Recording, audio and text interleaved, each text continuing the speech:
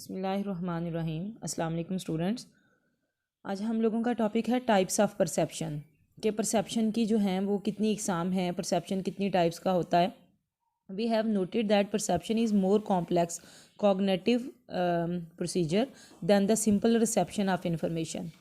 अब जो परसेप्शन है ये बड़ा कॉम्प्लेक्स प्रोसीजर है कि पहले आप किसी चीज़ के बारे में जानते हैं, समझते हैं वो क्या है, उसके बारे में हम अपने हवास से यानी जो हमारी रिसेप्शन ऑफ इंफॉर्मेशन है ना, हमारे जो रिसेप्टर्स होते हैं, जो हमारा इंफॉर्मेशन यूनिट है, जो कि हम किसी चीज़ का टेस्ट करते हैं, स्मेल करते हैं, किसी चीज़ को टच करते हैं और नज़र आती है वो चीज़ या उसकी आवाज़ सुनते हैं, वो रिसेप्शन ऑफ इंफॉर्मेशन है। वो हमने अपने माहौल से वो चीज़ें रिसीव की और ब्रेन तक पहुँच गई। अब ब्रेन उनको किस तरह से परसीव करता है कि वो ठंडी है, गर्म है, मीठी है, नमकीन है, या वो चीज़ किस तरह की नज़र आ रही है, वो अच्छी नज़र आ रही है, वो कलर्ड है या वो ब्लैक एंड वाइट है, वट एवर जो भी है। अब उसकी जो परसेप्शन है ये इतना आसान प्रोसीजर नहीं होता कि इधर से हमने देखा, आंखें खोली तो नज़र आ गया, कानों से हमने सुन लिया। ये एक बाकायदा एक प्रोसेस होता है कि वो बाकायदा उन ऑर्गन्स तक पहुंचता है, वो ऑर्गन स्टिमुलेट होते हैं, फिर वो वाइब्रेशन जनरेट करते हैं, जो ये जो मैसेज है फिर ब्रेन तक जाता है। ब्रेन फिर उसके बारे में डिसीजन करता है या हमें बताता है कि ये इस तरह से चीज़ें हैं, उसको पढ़ता है यानी जानता है उसके बारे में, फिर ये चीज़ें आगे चलती हैं। तो perception is not an simple process or that we call sensation. Perception is recognized, identifying and assigning meaning to stimuli. वही अभी जो बात मैंने आपको बताई कि जब हम कोई स्टिमुलाई हमारे पास आता है तो माइंड उसको जो है वो मैसेज माइंड तक जब जाता है तो वो उसको रिकग्नाइज करता है, उसको पहचानता है ये कौन सा स्टिमुलस है, आइडेंटिफाई करता है उसे और फिर असाइन करता है कि अब इसके जो रिस्पॉन्स में अब क्या करना है। कि अगर कोई स्टिमुलस आता है वो एक्शन देता है तो रिएक्शन के तौर पर अब क्या करना चाहिए। One of the ways to which we interpret a visual stimulus is to note not only what we are seeing but where it happens to be. अब ये भी वही बात जो मैंने आपको पहले भी बेटा क्लियरली बताई कि ये इतना आसान नहीं है कि हमने विजुअल स्टिमुलस हमने हमारे पास आया, हमने कोई लाइट किसी चीज़ पर पड़ी और टकरा कर हमारी आंखों के रेटिना पर पड़ी और हमने उस चीज़ को देख लिया। ये इतना आसान नहीं है, बल्कि ये है कि किस तरह से हुआ, कहाँ पे हुआ, ये इस तरह से ब्रेन फंक्शनिंग सारी इन्वॉल्व होती है, उसमें हमारा नर्वस सिस्टम इन्वॉल्व होता है जब हम इस तरह की कोई चीज़ को परसीव करते हैं। तो ये कुछ टाइप्स हैं परसेप्शन की। डेप्थ एंड डिस्टेंस परसेप्शन है, motion perception, time perception and form perception. First of all है डेप्थ एंड डिस्टेंस परसेप्शन, कि जो हमारी गहराई का इदराक होना और फासले का इदराक होना, कि हम जब किसी चीज़ की गहराई को या उसके फासले को किस तरह से परसीव करते हैं। We perceive the world as 3 dimensional. हम दुनिया को जो है वो 3 डायमेंशनली परसीव करते हैं, 1 या 2 डायमेंशनली नहीं, 3 डायमेंशनली परसीव करते हैं, जिसकी 3 डायमेंशंस होती हैं। The depth and distance is in our world is not something we directly sense, it is something we perceive. ये जो डेप्थ और डिस्टेंस है ना, ये वो चीज़ नहीं है जिसे हम सिंपली जो है वो उसके बारे में जानते हैं या हमारी दुनिया के बारे में डायरेक्टली हमारी सेंसेस हमें बताती हैं, ये वो नहीं है। ये वो चीज़ें हैं जिसके बारे में हम जानते हैं, इदराक रखते हैं, जिसके बारे में हम परसीव करते हैं। एक सिंपल किसी चीज़ डायरेक्टली सेंस हमें बता रही है, ये ऊपर है, नीचे है, दाएं है, बाएं है, ऐसे है, लेकिन 3 डायमेंशनली जो होता है उन चीज़ों को हम अपने ब्रेन से परसीव करते हैं। Helmholtz believed that space perception slowly depends from experience as psychological and physiological and psychological events and correlate. आप जो उसने कहा कि जो स्पेस परसेप्शन होती है ना, जो खला की परसेप्शन हम लोग करते हैं, वो हमारी फिजियोलॉजिकली भी और साइकोलॉजिकली दोनों तरह से जो है वो इवेंट्स को कोरिलेट करके तो फिर हम उसके बारे में जानते हैं। अदरवाइज़ जो है वो उसके बारे में डिवेल्प हमारे एक्सपीरियंसेस के साथ वो ऐसा ऐसा डिवेल्प होता है। हम जो स्पेस के बारे में जानते हैं वो हमारे फिजियोलॉजिकली इवेंट्स के साथ भी और साइकोलॉजिकल इवेंट्स के साथ भी कोरिलेट कर रहा होता है। Herring believe that when each point two the retina is stimulated, retina के अंदर जब लाइट पड़ती है उसका रेटिना का जितने पार्ट हैं वो फिर स्टिमुलेट हो जाते हैं ना देखने के लिए। वहाँ पे हमारी जो बसारत है वो एक्टिवेट हो जाती है, क्योंकि वहाँ पे लाइट हमारी रेटिना पे पड़ रही है और हमें नज़र आ रहा है। It automatically provides 3 types of information about stimulus. तो जब रेटिना पे लाइट पड़ती है और वो उसके जो जितने भी पार्ट्स हैं वो एक्टिवेट हो जाते हैं, तो वो हमें 3 तरह की जो है वो परसेप्शन बताते हैं। हाइट, कि उस चीज़ की हाइट कितनी है, वो लेफ़्ट है साइड पे है या राइट साइड पे है, ये चीज़ें उसके बारे में बता दी जाती हैं।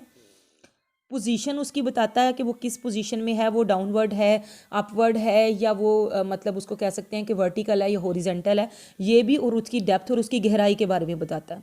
ही believe that the space perception exist a priori for can't space perception was इनेट category of mind. और उन्होंने कहा कि ये जो स्पेस परसेप्शन होती है ना, ये प्रायोरिटी के तौर पर या ये पहले ही हमारे पास जो है वो प्रेजेंट होती है, क्योंकि ये इनेट कैटेगरी ऑफ माइंड है। इनेट कैटेगरी का माइंड का मतलब है कि ऐसी कैटेगरी ऑफ दिमाग की ऐसी चीज़ या ऐसी बात जो पैदाइश के वक्त मौजूद होती है, इनेट, ये हमारे माइंड में जो है ना वो शुरू से मौजूद होती है। For hearing it was an innate characteristics of the eye, ये आँख की जो है ना वो कुदरती खसूसियत है जो हम अल्लाह ताला की तरफ से लेकर आते हैं, जो इंसान के अंदर कुदरती तौर पर मौजूद होती है कि वो चीज़ों की गहराई को जान सकता है। द एबिलिटी टू जज depth and perception and distance accurately is an adaptive skill. ये एक अडेप्टिव स्किल है जिसको हम सीखते हैं।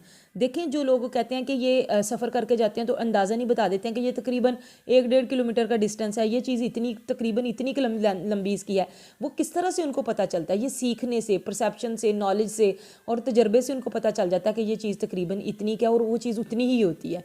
तो ये अडेप्टिव स्किल्स है जिसको हम सीख सकते हैं, अडेप्ट कर सकते हैं। An important role in the determining many of the actions. और ये बहुत सारी जगहों पे ये जो हमारी स्किल है डेप्थ को जानने की कि तकरीबन इसकी गहराई इतनी है, तकरीबन इसकी लंबाई इतनी है, ये हमारे या इतना डिस्टेंस बनता है, ये बड़ी परसेप्शन पैदा करती है हमारे अंदर और बड़ी जगह पे ये यूज़फुल होता है। Our ability to make judgments about depth and distance reflects the fact that we are simultaneously responding to large number of cues। और ये इस वजह से डेप्थ और इसकी परसेप्शन में फैक्ट है कि बहुत सारी चीज़ों के बारे में क्यूज़ हमें मिलते हैं, या हम उसके बारे में कहते हैं कि अच्छा ये इतनी की होगी। दूसरी चीज़ के बारे में भी हम अंदाज़ा लगाते हैं कि ये उस चीज़ से तकरीबन थोड़ा सा ही फ़र्क है तो तकरीबन इतना की होगा, ऐसे होगा। इन चीज़ों के बारे में हम फैक्ट्स जो हैं वो फिर जानते हैं और आहिस्ता आहिस्ता साइमल्टेनियसली रिस्पॉन्ड करते हैं और वो चीज़ें हम सीख जाते हैं। और उन्होंने कहा कि 2 रीज़न की वजह से हम जो है वो डेप्थ परसेप्शन होती है। Cues provided by the environment जो हमें क्यूज़ प्रोवाइड करता है उस पर बेस कर रहा होता है कि ये कैसे है, ये डेप्थ कितनी है। Also known as stimulus cues are pictorial cues are physical cues, यानी फिज़िकली वो हमारे सोसाइटी में प्रेजेंट है, पिक्टोरियली हम आंखों से उसको देख सकते हैं, इस वजह से वो चीज़ें हमें पता चलती हैं। और दूसरा है प्रॉपर्टीज़ ऑफ विजुअल सिस्टम, और हमारे विजुअल सिस्टम की जितनी भी करैक्टरिस्टिक्स हैं जो हमें इसका एनेबल करती हैं कि हम किसी चीज़ के बारे में जानें, उसके बारे में देखें कि वो कितना है। They are known as ocular cues because they are built in to the way. अब वो विजुअल सिस्टम के रास्ते में बनी हुई होती हैं और हमें हमारा अंदाज़ा होता है कि जो चीज़ हमने पीछे देखी है वो तकरीबन इसके इतने बराबर है। तो ये हमारा जो है ना वो ब्रेन क्यूज़ होते हैं जिसको विजुअल सिस्टम हम कह सकते हैं, वो इस तरह से उसके बारे में हमें बताता है। अब हम बताएंगे कि उसके बारे में स्टिमुलस क्यूज़ क्या हैं।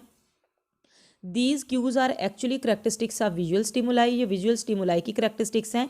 And therefore illustrate the ecological view of perception, ये परसेप्शन का जो इकोलॉजिकल यानी जो उसका माहौलियाती व्यू है ये उसके बारे में जानते हैं कि वो क्या है।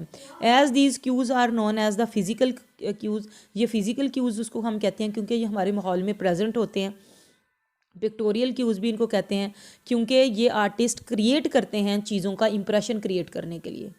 आप देखें कि ये जो नीचे तस्वीर में बनाया गया है स्टिमुलस क्यूज़ है बेसिकली, तो ये जो सबसे आगे वाला है ये बता रहा है कि ये करीब है, और जो छोटे छोटे पीछे बता रहे हैं इसका मतलब ये है कि वो दूर बनाए गए हैं। तो आर्टिस्ट इस तरह की चीज़ों को यूज़ करते हैं इंप्रेशन देने के लिए कि कोई चीज़ तस्वीर में दूर दिखाई गई है या नज़दीक दिखाई गई है। एनवायरनमेंट में, हमारे एनवायरनमेंट में होता भी तो ऐसा ही है कि जो चीज़ें करीब होती हैं वो हमें बड़ी नज़र आती हैं, क्लियर नज़र आती हैं, लेकिन जो चीज़ें फार ऑफ होती हैं, दूर होती हैं, वो हमें सही नज़र नहीं आ रही होती।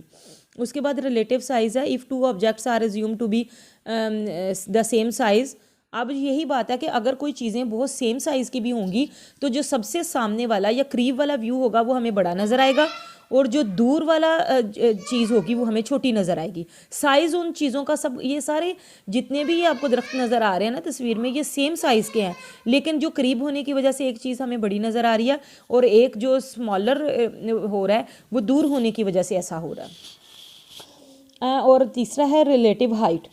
This cues come from height in the visual field, ये विजुअल फील्ड से हाइट की वजह से वजूद में आता है। अच्छा, अब ये है कि जो ये देखें, ये बिल्कुल ये सेम है उसी स्ट्रेंथ का, लेकिन ये जो सरफेस के बिल्कुल साथ है ये हमें करीब नज़र आएगा, और जो चीज़ हायर होगी यानी ऊंची ऊंची होगी वो हमें दूर नज़र आएगी। अब एक घर आप देखें कि दो घर बिल्कुल आपके आमने सामने बने हुए हैं, लेकिन एक घर जो है वो सिंगल स्टोरी है और एक जो है वो डबल स्टोरी होगा, तो आपको जो दूसरा होगा वो दूर नज़र आएगा, थोड़ा ऊंचा और दूर नज़र आएगा, और एक जो है वो आपको करीब नज़र आएगा। ये यहाँ पे है कि एक बिल्कुल सरफेस के साथ है वो आपको जो है करीब नज़र आता है, और जो दूसरा है वो दूर नज़र आएगा।